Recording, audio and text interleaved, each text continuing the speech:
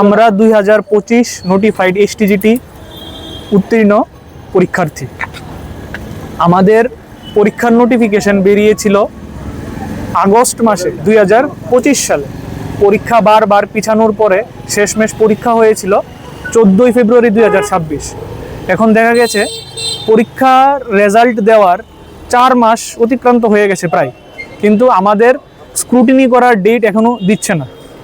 এইদিকে এসটিজিটি এবং এসটিপিজিটি দুয়োটা পরীক্ষারই নোটিফিকেশন প্রায় একই সঙ্গে বেরিয়েছিল, কিন্তু এসটিপিজিটি শিক্ষকরা অলরেডি বিদ্যালয়ে কর্মরত, আর আমরা এখনও বেকার। ত্রিপুরার, আপনারা জানেন, ত্রিপুরার অনেকগুলো বিদ্যালয়ে ক্লাস 9 এবং ক্লাস 10-এর শিক্ষকের অভাবে ছাত্রছাত্রীরা রাস্তায় আন্দোলনরত, কিন্তু আমরা যোগ্যতার পরিচয় দেওয়া সত্ত্বেও এখনও ঘরে বসে আছি, বিদ্যালয়ে গিয়ে ছাত্রদের শিক্ষাদান প্রক্রিয়া শুরু করতে পারছি না। তো আমাদের শ্রদ্ধেয় শিক্ষামন্ত্রী এবং পিআরবিটি চেয়ারম্যানের কাছে এটাই নিবেদন যে আমাদের নিয়োগ প্রক্রিয়া তাড়াতাড়ি সম্পন্ন করে আমাদের যাতে বিদ্যালয়ে জয়েন করার ব্যবস্থা করে দেওয়া হয়, যাতে রাজ্যের ছাত্রদের সমস্যা এবং বেকার সমস্যা উভয়ই নিরসন হয়। আজকে আমরা মূলত পিআরবিটিতে এসেছি। কেন আমাদের স্ক্রুটিনি প্রক্রিয়া এখনো শুরু করা হচ্ছে না?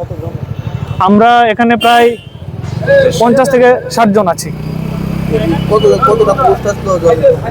এসটিজিটি পরীক্ষার পোস্ট ছিল প্রায় না 700টি পোস্ট ছিল।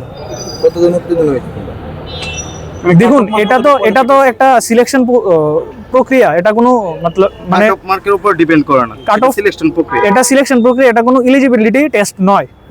সুতরাং এটা সম্পূর্ণ টিআরবিটির উপর ডিপেন্ড করছে যে কতজনকে স্ক্রুটিনি প্রক্রিয়া সম্পন্ন করে 700 জনের মেধা তালিকায় ওনারা আনতে চান।